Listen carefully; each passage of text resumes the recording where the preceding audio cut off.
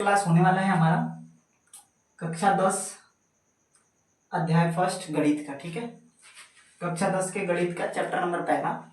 इसके आगे की जो मैंने वीडियो बता दी है, परिमेय संख्या, अपरिमेय संख्या, वास्तविक संख्या, काल्पनिक संख्या, ठीक है, तो वो सारी चीजें बता दिया हूँ। आज मैं आपको बताऊंगा कि ये जो परिमेय संख्या होता है ये कितने प्रकार का होता है। तो जो परिमेय संख्या होती है वो 3 प्रकार की होती है, पूर्ण संख्या, पूर्णांक और प्राकृतिक संख्या। अब ये पूर्णांक क्या होता है, अगर कोई भी संख्या माइनस से लिखते हैं, जैसे यहाँ पे मैंने लिख दिया -3, -2, -1, फिर उसके बाद 0, फिर यहाँ पे 1, 2, 3, ठीक है, ऐसा डॉट डॉट डॉट डॉट अनंत तक। तो ये जो माइनस वाली संख्याएं हैं, ये जो माइनस वाली संख्या है ये 0 तक, ठीक है, 0 तक, ये सब के सब पूर्णांक संख्या। पूर्णांक संख्या किसे कहते हैं, देखो उसमें माइनस रहेगा, -3, -2, -1, कहां तक, 0 तक, ठीक है, ये पूर्णांक संख्या। अगर मेरा विचार किया, मैं 1, 2, 3 से लेकर यहां तक की संख्या उठा लेता हूं, तो 1, 2, 3, 4, ऐसे डॉट डॉट डॉट डॉट अनंत तक, ठीक है, अनंत तक। तो ये सारी संख्या क्या है, प्राकृतिक संख्या, मतलब 1 से लेकर अनंत तक की सभी संख्याएं प्राकृतिक संख्या कहलाती हैं, ठीक है। और ये जो वीडियो है ये कोई भी देख सकता है, 6, 7, 8, कोई भी मैथ का एकदम बेसिक है पूरा। प्राकृतिक संख्या, पूर्णांक संख्या, पूर्ण संख्या, ये सारी संख्या क्या होती है, तो ये 6, 7, 8 कोई भी देखेगा, सबके लिए इंपॉर्टेंट है। तो प्राकृतिक संख्या किसे कहते हैं, 1 से लेकर अनंत तक की सभी संख्याओं को हम प्राकृतिक संख्या कहते हैं, ठीक। आगे बढ़ते हैं। अब यहीं पर हम 0 से ले लेते हैं, तो 0, 1, 2, 3 डॉट डॉट डॉट ऐसे करो। तो 0 से लेकर अनंत तक की संख्या पूर्ण संख्या कहलाएगी, ठीक है, और 1 से लेकर अनंत तक की संख्या प्राकृतिक संख्या, और जो संख्या माइनस में होगी वो पूर्णांक कहलाएगा, ठीक। इसके आगे हम पढ़ते हैं तो सम संख्या, ठीक है। सम संख्या क्या होता है जान जाइए। सम संख्या वह संख्या जो केवल 2 से विभाज्य हो। सम संख्या वह संख्या जो केवल किससे विभाज्य हो, 2 से। बचपन से पढ़ते आ रहे हैं, जैसे 2, 4, 6, 8, 10, 12 ऐसे, ठीक है। उसके आगे हम पढ़ते हैं विषम संख्या। विषम संख्या, विषम संख्या जैसे वह संख्या जो केवल 3 से कटती हो, जो 3 से विभाज्य होती है, विषम संख्या का वह संख्या जो केवल किससे कटे, 3 से कटे, जैसे 3, 5, 7, 9, 11, ठीक है। ये सब के सब विषम संख्या है। कौन संख्या है, विषम संख्या। फिर उसके बाद आते हैं अभाज्य संख्या। अभाज्य संख्या वह संख्या जो 1 से वह स्वयं से कटे, ठीक है। अभाज्य संख्या किसे कहते हैं, वह संख्या जो केवल 1 से कटेगी और स्वयं से कटेगी, वो कहलाती है अभाज्य संख्या। जैसे मान के चलो मैं लिख दूं कोई संख्या, जैसे मैंने यहाँ पे 2 लिख दिया, मैंने यहाँ पे 3 लिख दिया, मैंने यहाँ पे 5 लिख दिया, 7 लिख दिया, 11 लिख दिया, 13, 17, ये सब के सब अभाज्य संख्या है। वह संख्या जो केवल खुद से कटेगा और 1 से कटेगा, अभाज्य संख्या। पेपर में ऐसे भी पूछ देता है कि सबसे छोटी अभाज्य संख्या, तो सबसे छोटी अभाज्य संख्या जो होती है वो 2 होता है, ठीक है। अभाज्य संख्या किसे कहते हैं, वह संख्या जो केवल 1 से कटे और खुद से कटे, अभाज्य संख्या कहलाती है। वह संख्या जो 1 से कटे, स्वयं से कटे और अन्य संख्याओं से भी कटती है, वह भाज्य संख्या कहलाती है। या हम ऐसे कह सकते हैं कि वह संख्या जिसका 2 या 2 से अधिक गुणनखंड होते हैं, भाज्य संख्या कहलाती है, ठीक है। वह संख्या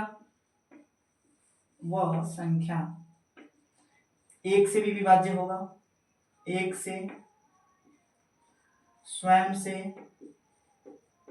तथा अन्य संख्याओं से, अन्य संख्या से भी कटेगा। या हम ऐसे कह सकते हैं कि वह संख्या जिसका 2 या 2 से अधिक गुणनखंड होता है, भाज्य संख्या कहलाती है। या वह संख्या जो 1 से कटे, स्वयं से कटे और अन्य संख्याओं से भी कटती है, वह भाज्य संख्या कहलाती है, ठीक है। यहां तक क्लियर है। उसकी वे दो संख्याएं दो संख्याएं, वे दो संख्याएं जिनका उभयनिष्ठ गुणनखंड, जिनका उभयनिष्ठ गुणनखंड एक हो, केवल एक हो। ठीक है,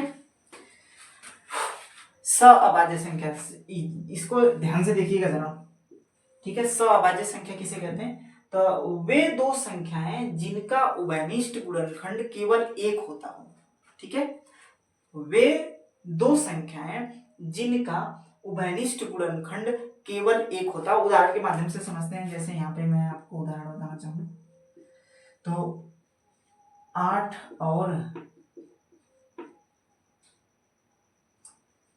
और 25। ठीक है, 8 और 25 का, चलो यहाँ पे 8 और 25 का हम करते हैं अभाज्य गुणनखंड। तो अब एक चीज देखिएगा, मैंने कहा 8 और 25 का अभाज्य गुणनखंड करना है। ठीक है, अभाज्य गुणनखंड। अगर मैं यहाँ पे कहूँ 8 और 25 का गुणनखंड कीजिए, 8 का गुणनखंड कहूंगा तो बात को समझिए। गुणनखंड में हम कोई भी संख्या ले सकते हैं, उसमें भाज्य भी हो सकती है, अभाज्य भी हो सकती है। ध्यान से सुनिएगा मेरी बात को। अगर मैं कहूंगा कि 8 का गुणनखंड कीजिए तो उसमें भाज्य संख्या भी हो सकती है, अभाज्य संख्या। जैसे मैंने यहाँ पे कह दिया 8 को, सॉरी यहाँ पे 8 का करने को कहा गुणनखंड, 2 गुणे 4 लिख सकते हैं कि नहीं लिख सकते हैं? 2 गुणे 4, 4 दूना 8 हो गया ना। लेकिन मैंने कहा है अभाज्य गुणनखंड करना है। यहाँ पे ये वाली संख्या कौन सी संख्या है? भाज्य संख्या है। ठीक है, तो इस चीज का ध्यान दीजिएगा। अभाज्य कहेगा तो उसमें हमेशा अभाज्य संख्या आनी चाहिए। तो 8 का हम यहाँ पे लिखेंगे 8 का अभाज्य गुणनखंड करते हैं। 8 का अभाज्य गुणनखंड कीजिए, तो यहाँ पे 8 का अभाज्य गुणनखंड करेंगे। 8 को काटिए 2 से, 2 दूना के 4, 2 चौके 8, 2 दूना के 4, 2 एकम 2 आया हमारे पास। 2 गुणे 2 गुणे 2, तो यहाँ पे लिखते हैं 2 गुणे 2 गुणे 2। फिर उसके बाद हम 25 का करते हैं, लिखेंगे 25 का अभाज्य गुणनखंड। ठीक है, तो 25 का करेंगे तो आएगा 5 गुणे 5। अब जरा देखिए, ध्यान से देखिएगा, इन दोनों में आपको कुछ उभयनिष्ठ दिख रहा है। उभयनिष्ठ का मतलब होता है कॉमन, बराबर। इसको मैं समझाने का चाहूँ कि जैसे मान के चलिए मेरे घर में भी 5 रुपए है, आपके घर में भी 5 रुपए है, तो दोनों के घर में 5 रुपए, यानी दोनों के घरों में कॉमन है 5 रुपए।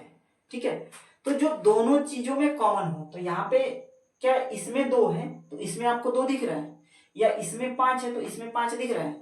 तो इन दोनों का कोई उभयनिष्ठ गुणनखंड नहीं है। तो जिसका उभयनिष्ठ गुणनखंड कुछ नहीं होता है उसका उभयनिष्ठ गुणनखंड 1 होता है। तो इसका उभयनिष्ठ गुणनखंड क्या होगा? 1 होगा।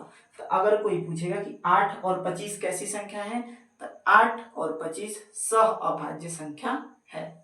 ठीक है, मैंने क्या बोला कि जिसका उभयनिष्ठ गुणनखंड केवल 1 होता, वह दो संख्याएं जिनका उभयनिष्ठ गुणनखंड 1 होता है सहअभाज्य संख्या कहलाती है। उदाहरण के माध्यम से मैंने आपको समझाया। 8 का गुणनखंड किया 2 गुणे 2 गुणे 2, 25 का किया 5 गुणे 5। अब इन दोनों में कुछ कॉमन नहीं मिल रहा था, तो वहां पे इसका गुणनखंड केवल 1 लिखेंगे और वही हमारे पास ये जो संख्या रहेगी वह सहअभाज्य संख्या कहलाएगी।